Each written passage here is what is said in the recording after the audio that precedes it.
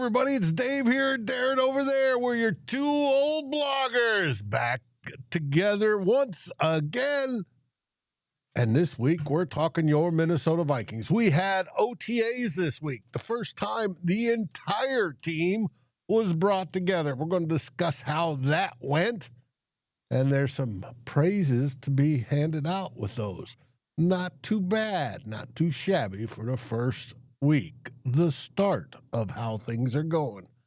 And then we're going to get into this week in Vikings land, and we have a few tidbits to cover, including an extension and a couple of promotions. From there, we're going to go to our final theme of the day as to which players are under the microscope this year. I busted it up by different categories. Darren brought the ideas, and we're going to talk about it all next on Two Old Bloggers. Let's rock!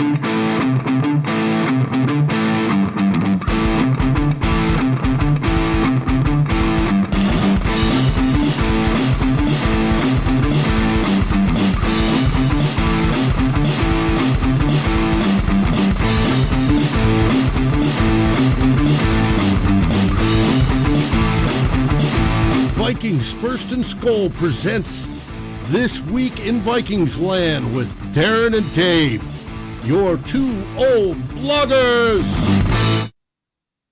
Hey, we're back and Darren's here. How are things going up there in the Great White North, besides a bunch of smoke headed this way?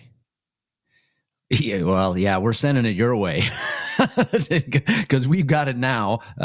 It's smoke from various provinces, not really forest fires burning here, but the way the wind currents are going are sending them our way, but they're going to come your way eventually. Hopefully it won't be too bad, but it's been a bit hazy and smoky here the past couple of days. Not really enjoying it. It's the folks up in North Dakota has really got slammed this morning with a big, thick, just glob of it came over, and it's been as far south as me in St. Louis. Mm-hmm. So, but it's not up near you. It's not in Northwest Territories. No, this is all major fires in Alberta, Saskatchewan, and Manitoba. A lot of them in Manitoba and Saskatchewan, and Western Canada. There's a lot of it's flat, and there's not much getting in the way of the smoke. So. Yeah, we got it. Well, is there anything left up to burn in your way? Yeah. Well, there's a whole lot of, it's not accurate to say nothing up here, but there's lots of trees to burn. They could have a wildfire, it could burn for 20 years and it would not wipe out the amount of forest we've got. So yes, there's still stuff to burn. But so far we're not, it's early in the season here though. Things could change really quickly, especially if you don't get very much rain and it's a hot and warm summer, which it was 2 summers ago. And we'll see how that thing goes. It's very hard to predict. They weren't predicting a super bad wildfire season this year, but, I don't know. It's just a regular thing now. You just can't get away from it. Hey, I want to welcome everybody that's joined us for today's show. We have Julian. We have the wonderful and beautiful Miss Mary. We have Vikings fan in West Virginia. We have Angel. He's here. SKOL Vikings is here. Disgusting Axe here. Dan's here. Who else? Chuck, Raymond, and of course, anybody else that I may have missed. I see John's here as well as also Peter. Welcome to the show. And we are about to get going. As you can see, I got Vikings 2025 OTAs, McCarthy impresses, and more. And we're going to start off with those OTAs in Theme 1.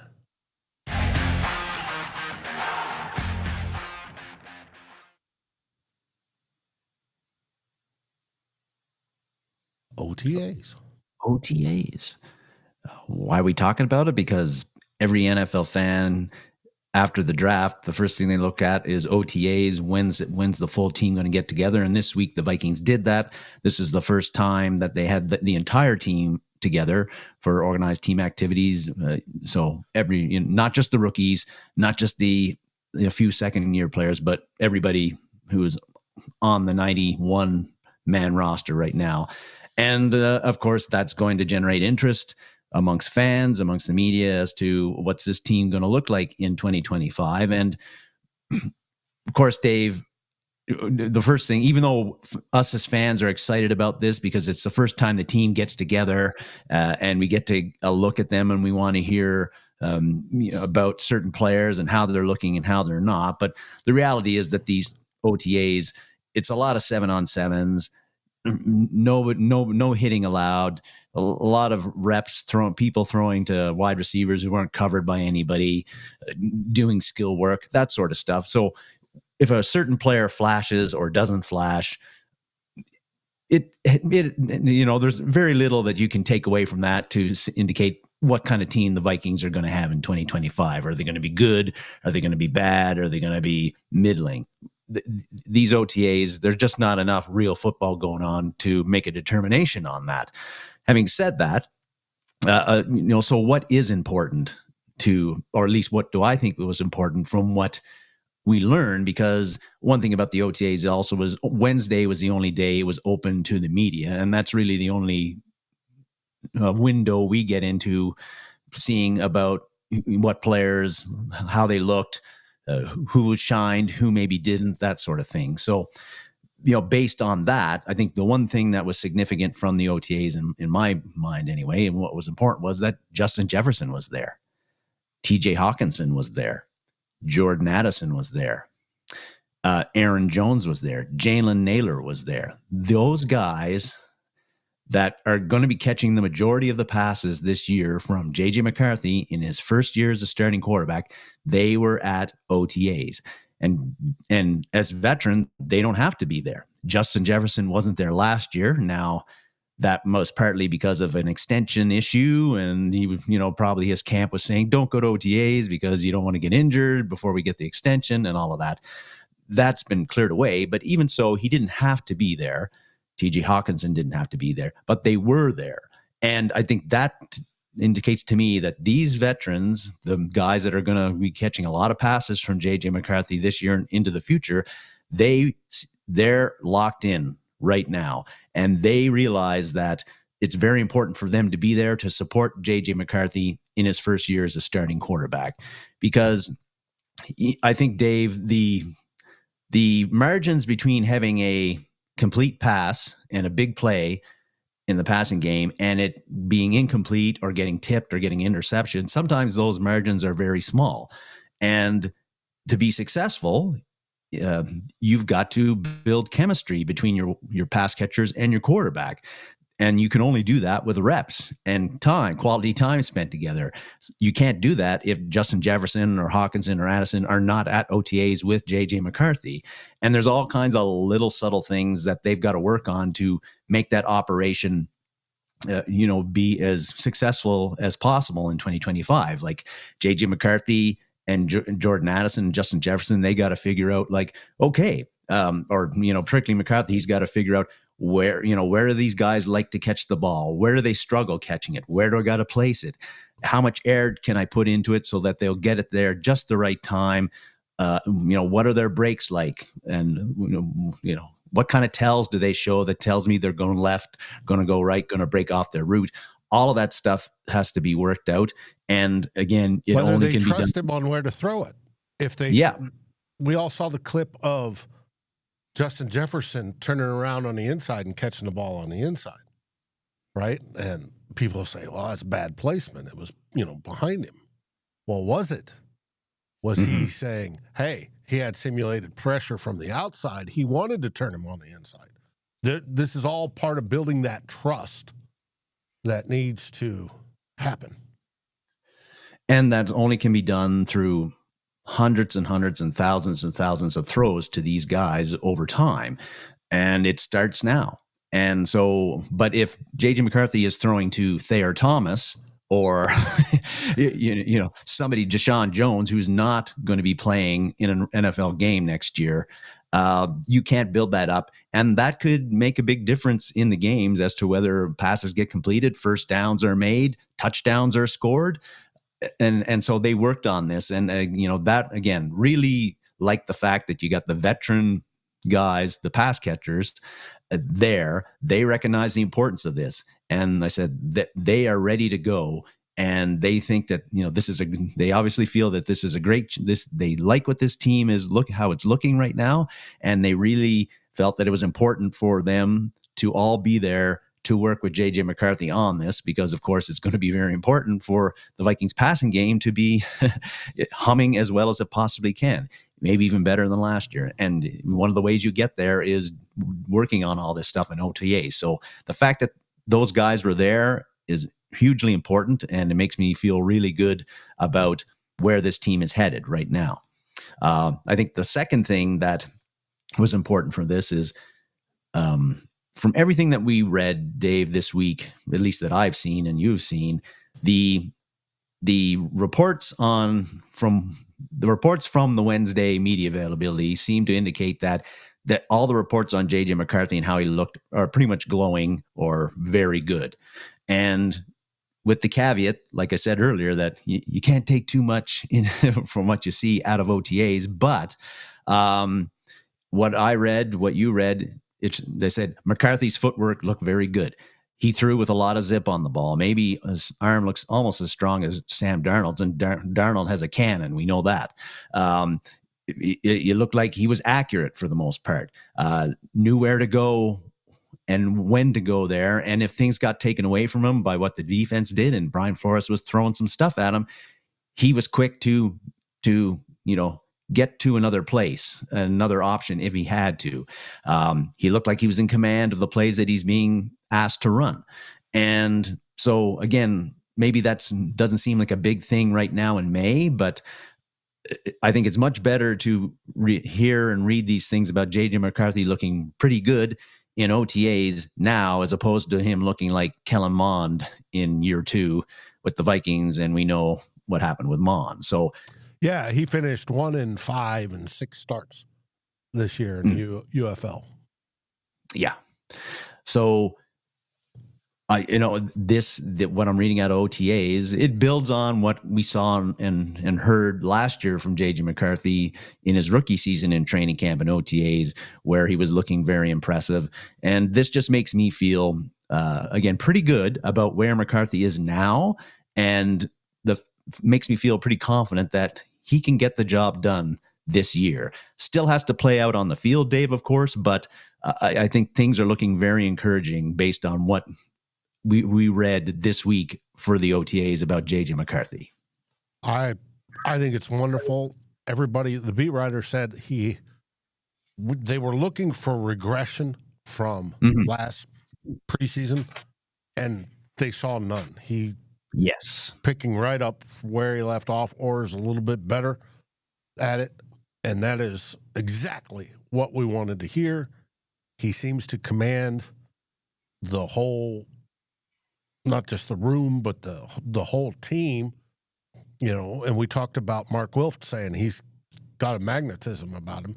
That's going to play into this, and going through all of this development and working through all these reps, getting Justin Jefferson there, getting Jordan Addison there, getting everybody there going, hey, I want to catch more balls from you, and we'll see what happens when we get past the mandatory mini camp here, not this week, but the following week, when we go into that dead period.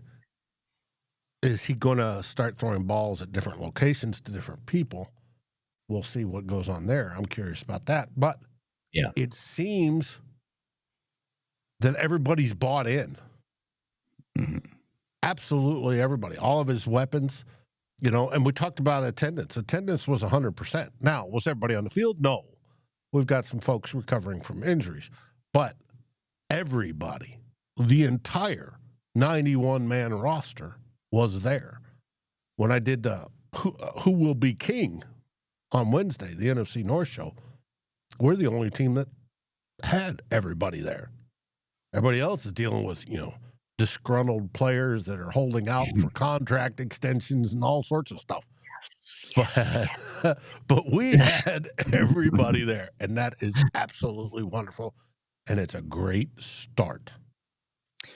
And not that I was expecting it, Dave, but I just thought of this now. But we didn't hear anything about like McCarthy's movement. He's moving fine, very well. So then the meniscus thing doesn't seem to be, that's, I don't want to say it's a thing of the past, but it appears that he's fully recovered from it, which is good because I had worries that this might be a chronic lingering type thing. Because of the meniscus injuries being meniscus injuries, but it appears that he's doing just fine. And that's very encouraging because we cannot have his knee being an issue this year we don't want him to Sam Bradford on us. Yes. Where his knees rot out from him here in a few years. No. Yeah. No, I can't have that. Nope. Well, Vikings quarterbacks and knees have not gone well. No, not gone well lately. Yeah. But hopefully, like I said, it's a great start. And this is the place where folks need to look at it as the start. We build on from here. And I think that's going to be the fun part to watch as this team builds on and the chemistry gets better and they get more and more and more and more involved till we get to training camp and then preseason and obviously when the season starts and we defeat the Bears on Monday Night Football. It's going to be fun. It will be, yeah. Don't want to get too ahead of ourselves, but we can dream. We can dream about these things. Yes, we can, especially after the great start. Now, that brings us to theme 2.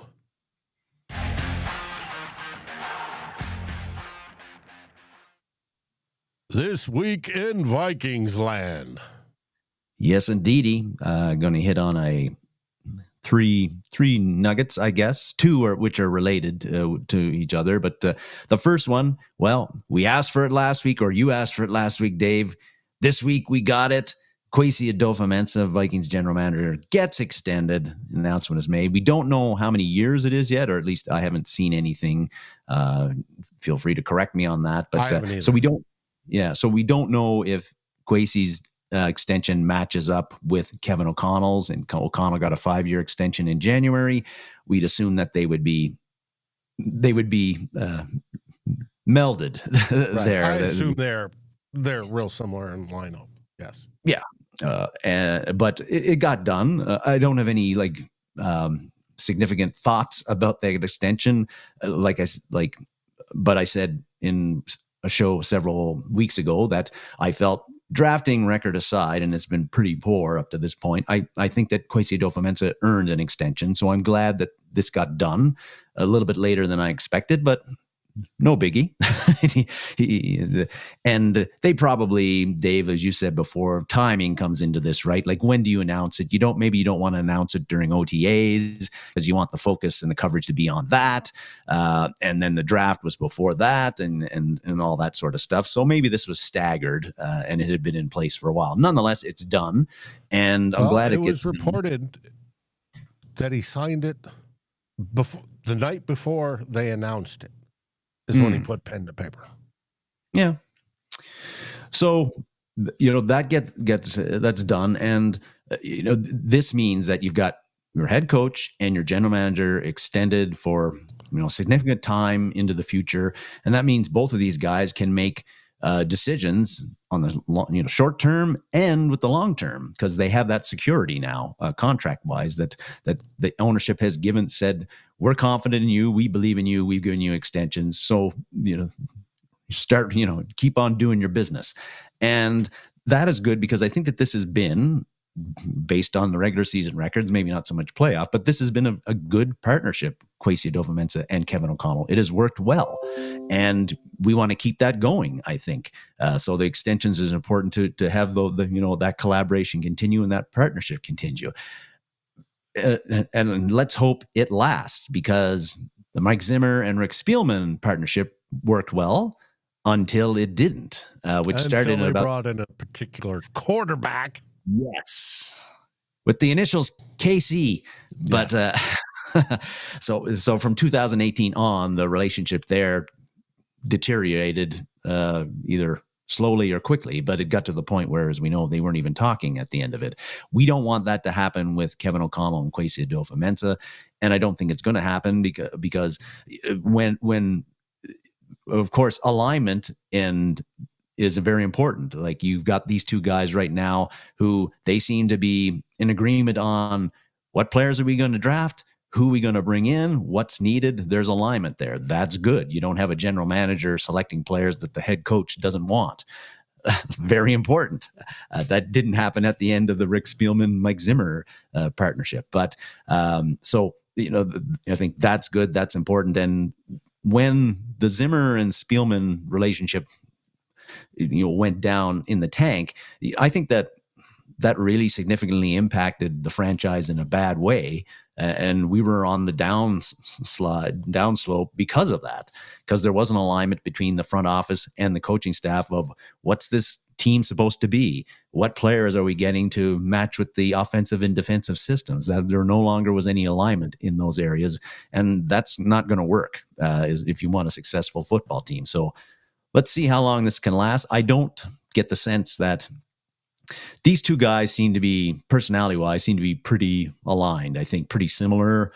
They seem to be pretty, people persons, communicate well, believe that communication and talking to one another and being open and frank about things is important. So I think that this partnership will continue to be one that works for the Vikings, and that can only help the Vikings product on the field, which and hopefully get us to the Super Bowl that we all want desperately. Yeah. But I think it's a good pairing, and we knew it was coming. It was just a matter of when. The win happened this week, and so we've got nothing to worry about as of now. There's no question marks.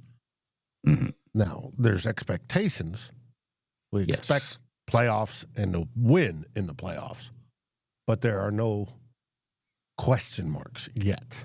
So I think it's a good marriage. I think it's going to work. And, Mark Wilf was saying, hey, we're going to get it done. We want it. And they've been behind it. And I think you talked about Zimmer and Spielman. I think that not only shook the franchise, I think it shook the Wilfs. That's why they went this direction and why they like it. But along with that came a few more promotions. Yeah, so that also got announced that Ryan Griggsson and Demetrius Washington both got promotions, important and front office guys. Both of them are now assistant general managers. And it made me think, because when Kwesi Adofo-Mensah brought on Ryan Griggsson, I was not thrilled about that hire. And only because, and I admit I was not followed Griggson's career closely, but the way his tenure as general manager with the Indianapolis Colts ended, it just wasn't a great look. And I was like, why are we bringing in a guy who everybody in Indianapolis hated at the end of it, and then got Andrew Luck's, was the guy responsible for Andrew Luck's career, or Andrew Luck retiring as early as he did. Why are we bringing that guy on there? But I think Griggsson has grown on me in his time, his 3 years since he's joined the Vikings in 2022. He's become a very important guy in the front office. It's apparent to me, and making a lot of calls on free agents who are going to bring free agency wise, doing a lot of great scouting work, and also having I think a pretty important role in the draft process as well.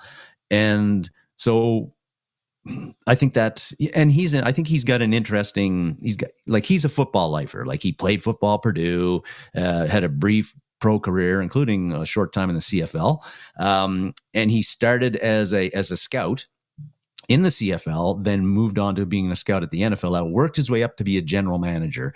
And I think when you look at the Colts and what they've done since he got fired in 2016, the Colts probably should have kept him as general manager with the way things have gone for them since he left. But he's got a totally different skill set than Kwesi Adofo-Mensah, who never played football, finance background, analytics, blah, blah, blah, blah, blah, before he got to the NFL. So I think, again, they're good yin and yang there. And whereas Griggson's gotten this promotion. I think Demetrius Washington is sort of like taking the similar path as Kwesi Adofo-Mensah, because he doesn't even have a Wikipedia page at this point, so I guess he's not that important. but I don't think it appears he never played football. He had a finance and analytics background too in college, and then he worked his way. He was first an in-game charter with the Brownies, and then worked his way into taking roles with the 49ers in again research, special football projects, analytics stuff, but kind of similar to Kwesi. And Kwesi worked with him in with the 49ers, of course. And so I feel that he's might be a potential rising star. And with Kwesi Adofo-Mensah getting the general manager job that he did with his background, it's not too hard of a leap to see that if the Vikings continue to play well in the regular season and go deep in the playoffs, that Washington and Griggsson are going to generate interest for as somebody's general manager in 2026 or 2027. In fact, Griggsson, of course, interviewed for the Jets general manager's job. He did not get it, but these guys have been given a little bit of promotion, and that's going to get them more on other NFL teams' radars if they need general managers. And I feel that it's Kwesi Adofo-Mensah. I think it says a little bit about him too, that these two guys, particularly Washington. It's like he is nurturing them in a way, like he's setting them up so that they can get a job like he got a job. He recognizes that he was helped along the way by guys like Andrew Barry and John Lynch, who gave him promotions and elevated him in the front office. And now he's doing the same with Griggsson and Washington. Although Griggsson probably doesn't need it as much because he's already been a general manager in the NFL, but more of a known quantity. But I think it's good for Kwesi to give him these promotions and get them into a position where they can get a job, the same general manager's job that he has right now. That very well could be. Is it time to start talking about GM trees like we talk about head coach trees? You don't hear about that. The same. Yes. And but when it comes to Griggsson, it could be all right, I need the football side of it. Let me polish you on the other side to get you back to where you were as a GM. And it may happen. And having him there helps Kwesi and helps Washington. I think it's a good marriage. Again, I think the team has put together a good foundation, not just in players, not just in coaching, but also the front office. And, of course, Brzezinski is part of that as well. Best money guy in the business, in my opinion. Yeah. But it's all put together, and the Wilfs are the ones that are saying, yeah, let's do this. We'll pay for it. Let's go. Mm-hmm. Which I think is cool. Yes. And is only going to help us, hopefully, get the big one. Now, you threw me for a loop on this next topic. I was like, where's this coming from? And we're going to talk about Jaylen Redmond from the UFL to the NFL. Yeah, ESPN had a story about a week ago where they highlighted players who had played basically 2 football seasons in one calendar year, which to me, it seems to be pretty damn physically taxing, given the physical nature of football. But one of those players that did that was Jaylen Redmond from the Vikings. And Redmond, of course, was one of the better stories with the Vikings last year in 2024. He went from a guy who seemed like a long shot. I think he played with he played in the UFL last year. He seemed like a long shot, was signed to the team late, I think just before training camp, added to the 90-man roster. Roughnecks, to be exact. Yeah. And he was considered at that point a long shot to make the team. He did make the team. Not only did he make the team, but by the end of the year, he was getting basically starter snaps on the defensive line. And the Vikings thought enough of him that they re-signed him this year to a 1-year deal. And I think that he's going to play a significant role on the defensive line for the Vikings this year, even with Jonathan Allen and Javon Hargrave having been signed as free agents. But, it just made me think, because this story talked about how last year Redmond, even though he missed 2 games because of an ankle injury when he played in the UFL, he still played 8 UFL games. He played 13 NFL games plus the 3 preseason games that he played. So that's 24 fucking games of football that Jaylen Redmond played, and in a sport that's probably the most physically punishing that there is. And Redmond admitted in the story that it took a toll on his body, but that amount of playing time I think that really helped Redmond work on his craft, and it gave him a head start in training camp, where he got to the point where he beat out players who were drafted, like were more highly regarded than him, and ended up, again, being a significant contributor on the defensive line of one of the best defenses in the NFL by the end of last year. So I think that shows that just the importance of, yes, it was a really physical, heavy toll on his body, not something I think most players would recommend you do regularly. Play 2 football seasons in one calendar year, no breaks at all. Had they either playing or training the whole 12 months. That is a hell of a lot of work, but Redmond did it. It benefited him. And now this season, he gets to not play 2 football seasons. He gets to, get a little bit of relaxation, a little more recovery, more time to work on his body. And I'm excited to see what that leads to for Redmond in 2025, how his performance, if he can build on that now that he got a bit more rest. He got the reps last year. He got the football action more than he probably wanted. Now he gets to have more of a normal football season, and, a little bit of that downtime and working on his body and having more money to pay people to keep him in physically good shape. Again, I'm excited to see what that leads to for Redmond and what kind of performance we get out of him in 2025.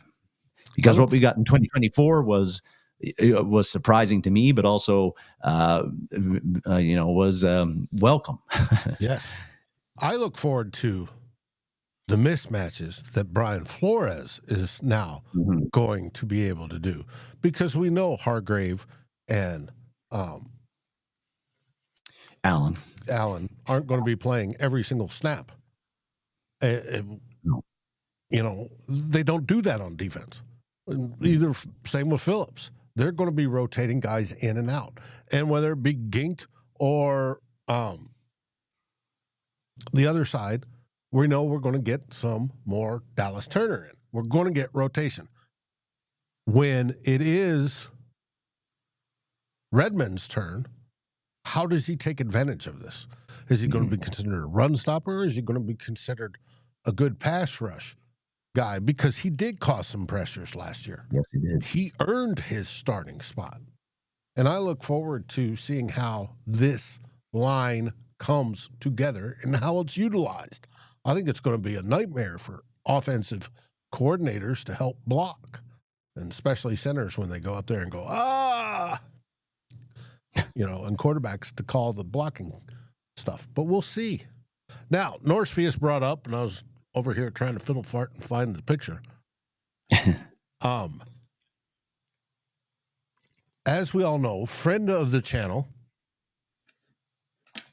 and friend of the show, friend of mine, Rap, his father is suffering from cancer, and he's in the middle of cancer treatments, and he's trying to raise some money.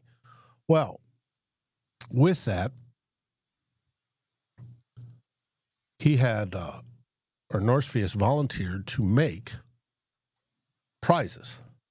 And it's a handmade plaque. Looks like this. He's got the Norseman both in the old school way, facing left, and the new school way, facing right. It's on a purple abstract background. And he's auctioning them off for $20 a ticket. You can have a chance to win one of these plaques. You just got to go over to Raps channel, Vocal Vike, and get all the details, but it's there. And I think what Norsefius has done for the community, he's our oldest mod. I think it is, and not by age, just by being the mod. I think it is absolutely wonderful that we stick together, and I think what he's doing is wonderful, and I want to support that. So if you're interested, go check out Vocal Vike's channel. It's got all the information on the raffle, and it's $20 per ticket, and you'll have a chance to win that and put that custom piece in your man cave. And, you know, hey, who knows? I might even give 20 to have a chance to put it up on the wall behind me somewhere. We'll see. With that, we're down to our final theme.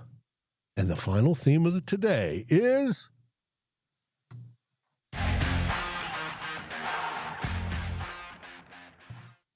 Theme 3. Under the microscope. I was thinking of it. You'd have something like that, Dave. I was trying to figure out what to do, and I went with, this is the only AI-generated image on this one. But under the microscope.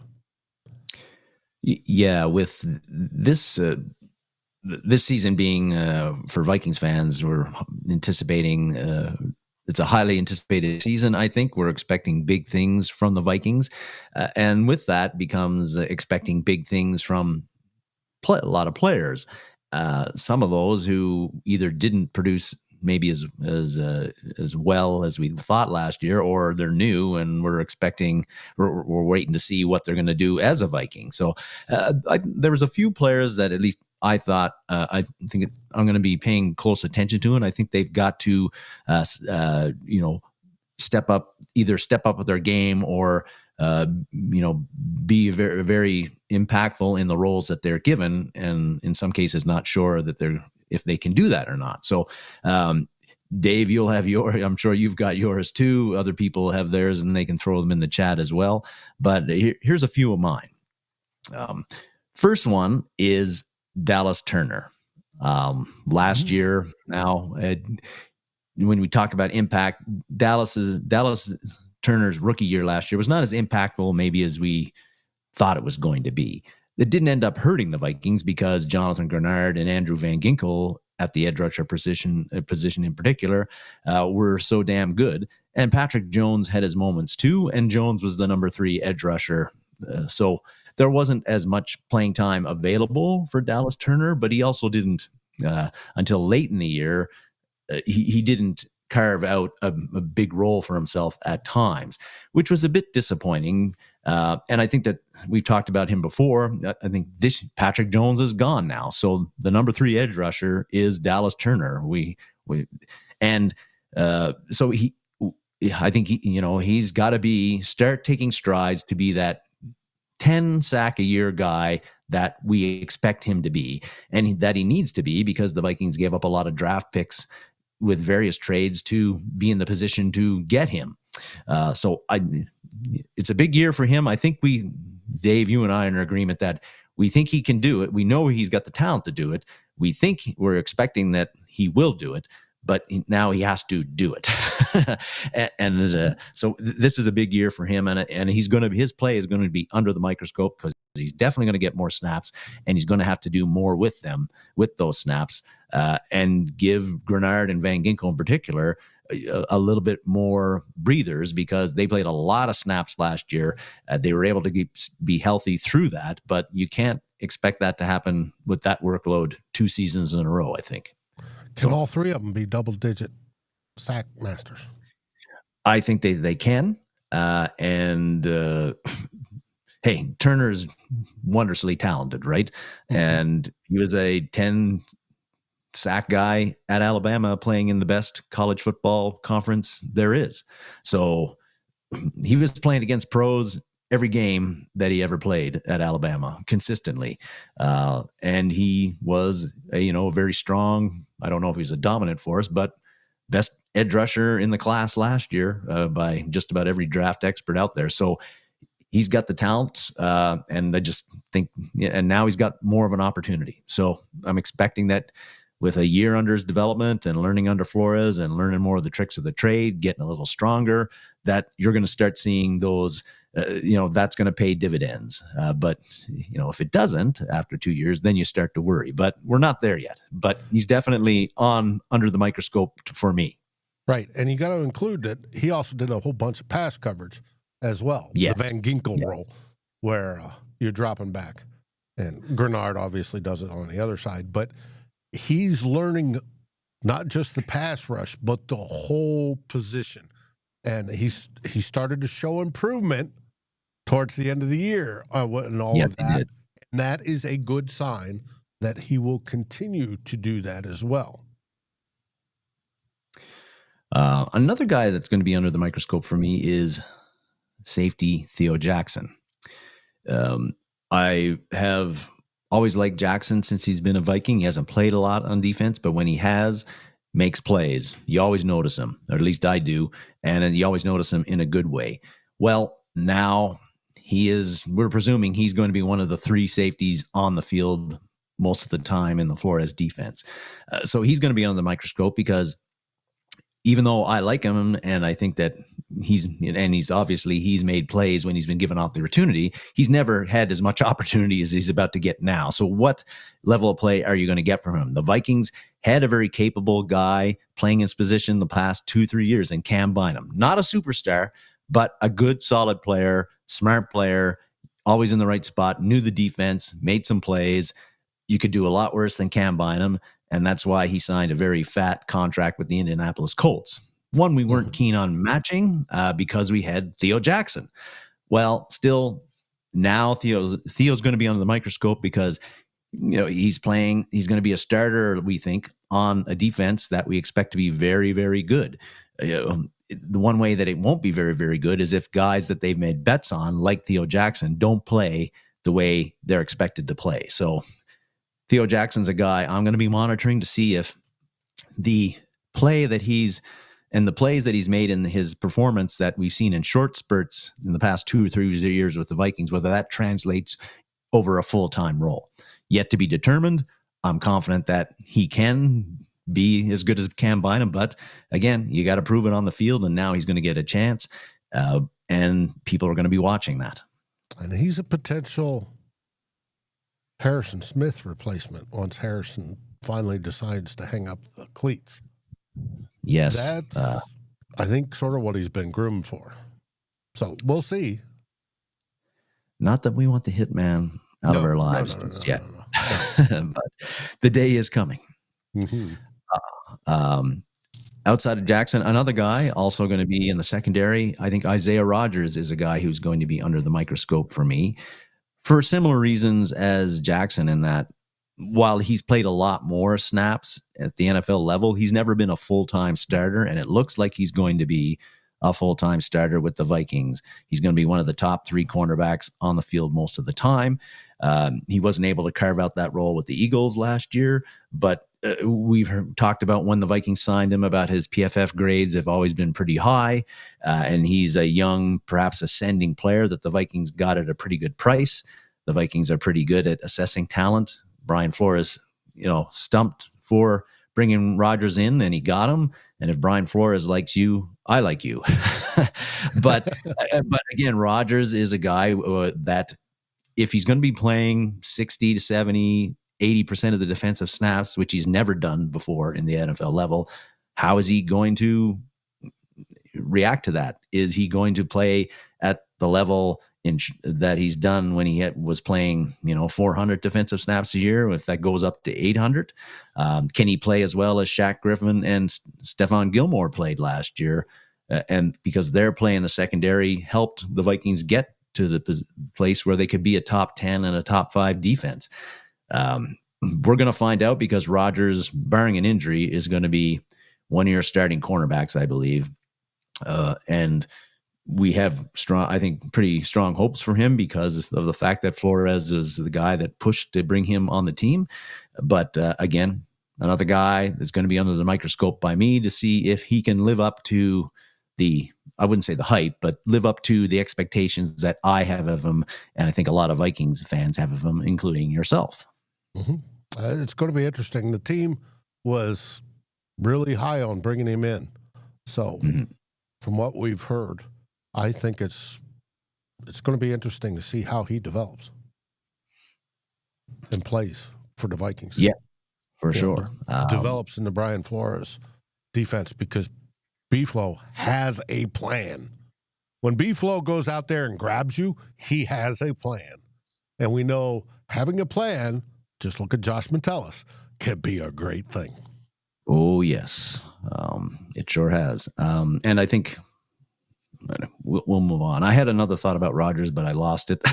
and I might remember it. His first name's Isaiah and not Aaron, which is wonderful as well. Yeah. Yeah. Speaking of Aaron's, Aaron Jones is another guy that is going to be, I think, is going to be under the microscope. Last year, he had a very excellent season for the Vikings. Was exactly what we needed in the running game. So I was happy that they brought him back. But Aaron Jones is 30 years old. He'll turn 31 in December, and we know usually what happens to 30-year-old plus running backs who aren't named Derrick Henry. Yes. Or Adrian Peterson, for that matter. They fall off a cliff quickly. The Vikings signed him to a 2-year deal for not an insignificant amount of dollars. And so the question is, he's going to be under the microscope to me, in that even though the Vikings, they protected themselves in some ways by trading for Jordan Mason, of course. But still, Jones is going to be, might be your bell cow, but he's going to play a lot of offensive snaps. He's going to be an important part of the offense. If he falls off a cliff, and I don't think I saw no indication of much slowdown from him last year, but again, with running backs, it can happen quickly. The stats are pretty strong there. That actually the regression starts at age 28, and then it just goes down and down and down after that. Yeah. So, but the Vikings, again, signed him to a 2-year extension. I'm sure they can get out of it after 1 year if they feel like it. But still, they brought him back. They did not draft a running back in a running back class this year that was considered the strongest in a long time. So it's Aaron Jones and Jordan Mason this year, and nobody else really. And if Aaron Jones falls off that cliff, well, then we have a problem, I think. So it's a bit of a gamble the Vikings have taken here. Calculated one, because they see Jones every day. They obviously believe that he has not lost it and is not going to lose it between now and when the life of the contract. But again, running backs, 30 plus years old. We know the history. It's not very good. Can Aaron Jones buck that history? We'll find out, and hopefully the whole health and wellness department of the Minnesota Vikings can keep him fresh. Mm-hmm. Thriving throughout this season and next. And of course, trading Mason and giving him more carries and taking a few carries off of Jones's plate is all part of that plan. Mm-hmm. Yep, and it's also to change up the running style and all that to get more red zone touchdowns, and all that goes into it. But yes. Mm-hmm. The final players that are under my microscope are actually 3 of them. All 3 of what we expect to be the starting interior guys of the offensive line, meaning Ryan Kelly at center, Will Fries at right guard or left guard. I got that right? Why can't I remember that? I believe it. Right? It doesn't matter. Yeah, right guard. And then we expect that Donovan Jackson is the first round pick, 24th overall, is going to be the other starting guard. I think that's pretty much a slam dunk that's going to happen. So the Vikings invested heavily in the draft and free agency on improving the interior offensive line. They felt it was important. They knew it was important because of what had happened at the end of last year and really over KOC's 3 years as head coach. The interior of the offensive line has just not been good enough.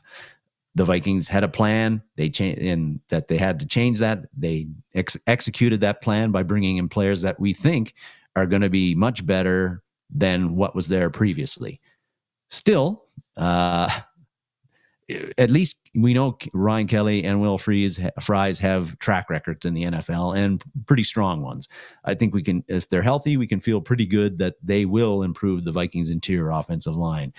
Donovan Jackson, still to be determined, but he was a guy that got great scouting reports from everything I read leading up to the draft. So I feel optimistic about him. This has been a show filled with optimism, Dave. but it's got you with the heebie-jeebies. I can tell it's rubbing you the wrong way. I gotta bring some dark stuff in here soon, or I can't be all love and roses here. This is the Vikings we're talking about, but because they look to be upgrades from what we have now, again, we have to see if they're actually going to be upgrades. I believe they will be, but the proof is in the pudding. It happens on the field. And they're going to be under the microscope for me to see if they can keep improve the running game, open more holes on the inside, and make our running game more efficient and better than it has been in KOC's time in Minnesota. And also with the pass protection, keep J.J. McCarthy's passing pocket as clean as it possibly can be, and stop having defensive linemen just come crashing into his lap, which really impacts quarterbacks when they throw the ball, as we know. Yeah, especially not only defensive linemen, but defensive linemen carrying a center and plopping him in your lap doesn't go well. Yeah. And another thing that the Vikings really struggled with, and you see this a lot in the interior have to deal with this a lot, is the stunts and the games that defenses play. And the Vikings, I thought, were not very good last year or the year before in sorting that stuff out. And I don't know why, especially but at Ingram. Coaching, possibly part of it, but we'll see. Mm-hmm. So those are the guys that, and there are others. We didn't mention J.J. McCarthy here, Dave, only because that's obvious. He's been under the microscope every show we've had, right? We talk about him almost every show. So I think we've been there and done that with him as far as trying to have him under the microscope and how's he going to play and how he's got to play well. So these are some other guys that I just feel are going to be players I'm going to be watching closely to see if they can be difference makers for the Vikings in 2025. Well, you gave me this idea and I ran with it and asked our favorite assistant, and I sorted it by, first off, who's going to be under the microscope? And I said, how about our new free agent signings, which includes Will Fries at right guard. He's under scrutiny because of his health. He had the broken tibia. That should be all healed, even though he was not allowed to play in OTAs. But Kevin O'Connell gushed over, oh, man, you can see this. You should see this guy in the weight room, right? Sort of stuff. So we're going to see how that goes. I also put Isaiah Rodgers on there because I want to see how B-Flow plans on using the kid from the Eagles. It's going to be interesting to see. Ryan Kelly obviously comes over as well. And I sent you the video of him walking out on the field at OTAs, and he's got that just absolute pissed off look of his as he's walking out there. And it reminded me of an old, crusty old senior NCO in the military, making sure everything works right.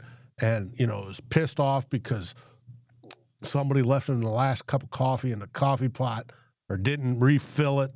And he's out there to, make sure everything works right. And I think that's the attitude he sort of has. And I think it's great to have on the team. It's something you want.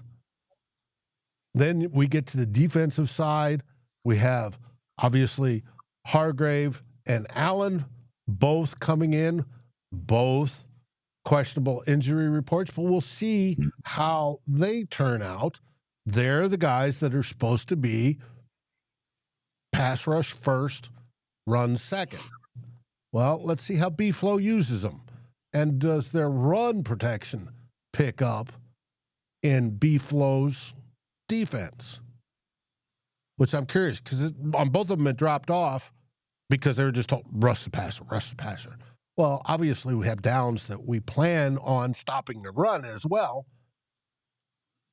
Now, Will that be the time they get cycled in and out? I don't know. But there'll be times when they're caught that way, and I'm looking to see if they improve on that as well as cause havoc and pressure along with the other rotation as we talked about earlier. It's going to be interesting to see. Then second-year players, guys under scrutiny. Obviously, J.J. McCarthy is the biggest one, and we've talked to him ad nauseum, and we will continue to talk about him ad nauseum until he's holding up the Lombardi Trophy. Dallas Turner's the other one for second year. I expect Dallas Turner to step up. Then we talked about young veterans, Theo Jackson. Theo Jackson getting, extended at starter pay, maybe low-end starter pay, but they have plans for him, so I'm curious to watch how that goes. Mekhi Blackmon is another young veteran that I'm curious to see. He's coming off blowing his knee. He supposedly looked good in camp. I've seen the videos of him doing this along the sidelines and busting in, and he supposedly looks great.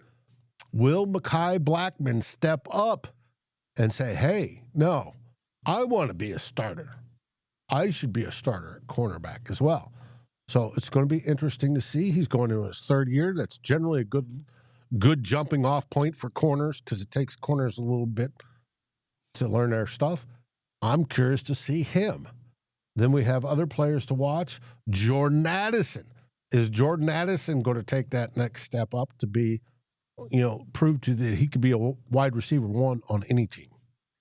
And is he going to keep his nose clean this year and stay out of trouble? We know he has the court case coming up, eventually dealing with that DUI, and then the NFL will probably suspend him for 3 games. Will Jalen Nailor step up at that point in time? We've already heard Jalen Nailor's bulked up over the offseason, and he's playing for a new contract. So is Jalen Nailor going to try to push him out, especially when he's on suspension? It's going to be interesting to see. Christian Darrisaw, how's he coming back from the knee? We don't expect him till the first of the season. Let's see how he returns.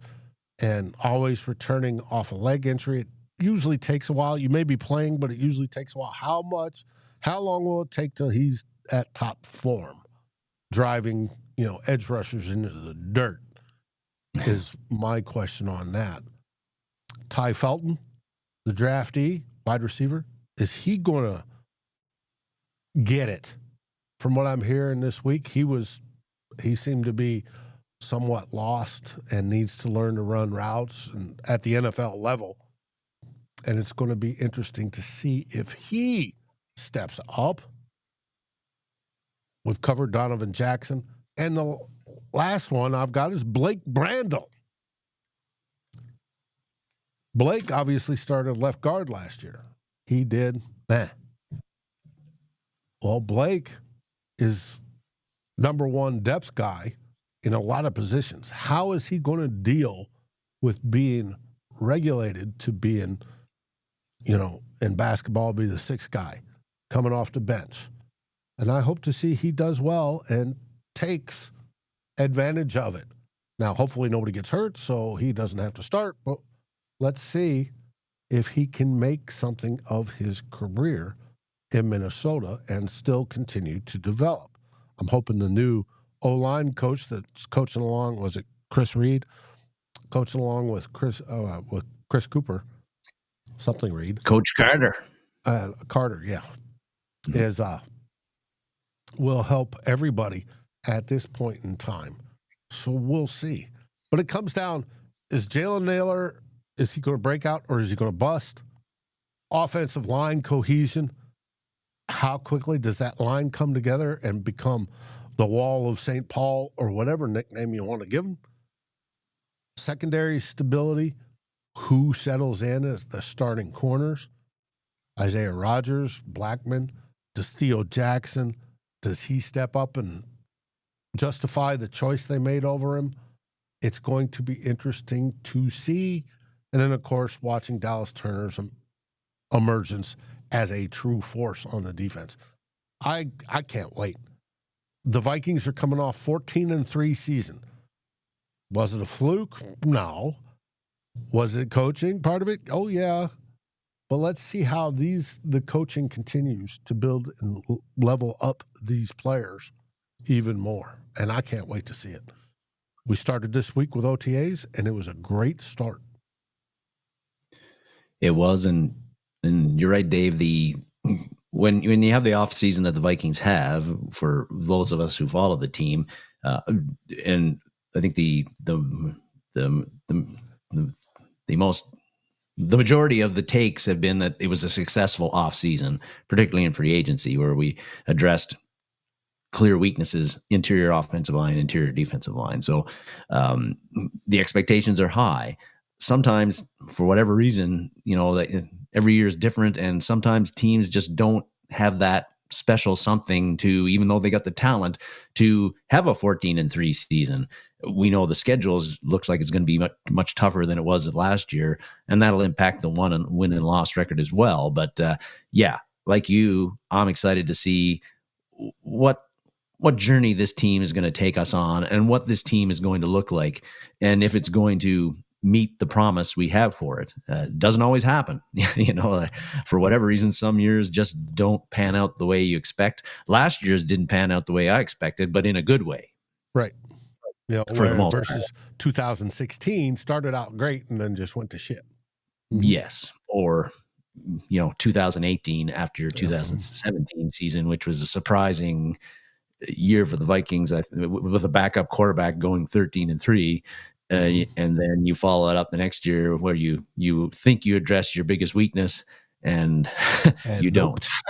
No, but it's fun for us old timers, us old bloggers. It's fun to see the story and how it's written, because it sort of seems like a story, a new script every year. Mm-hmm. And it's going to be interesting to see how the characters develop, and we're here for it. Mm-hmm. All year round, baby.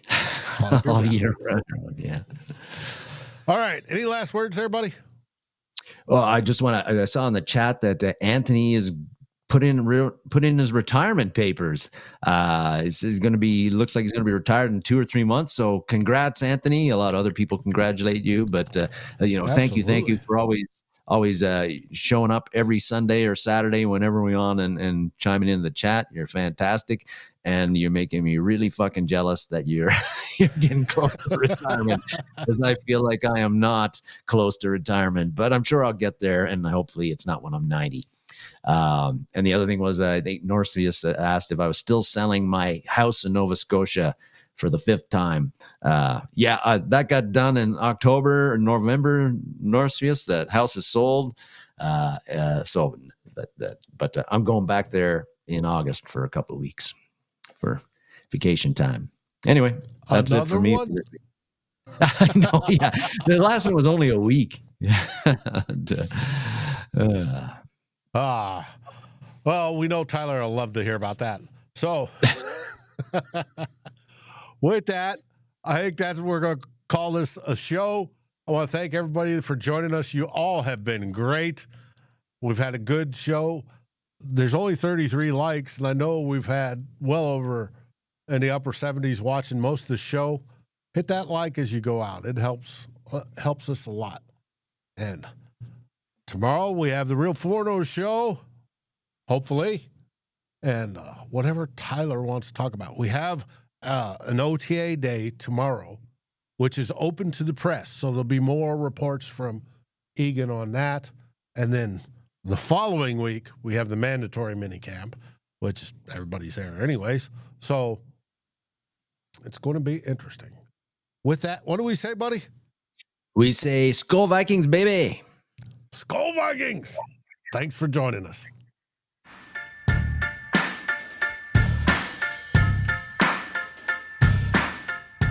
Like, subscribe, and ring the bell. And rate us on your favorite podcast aggregator.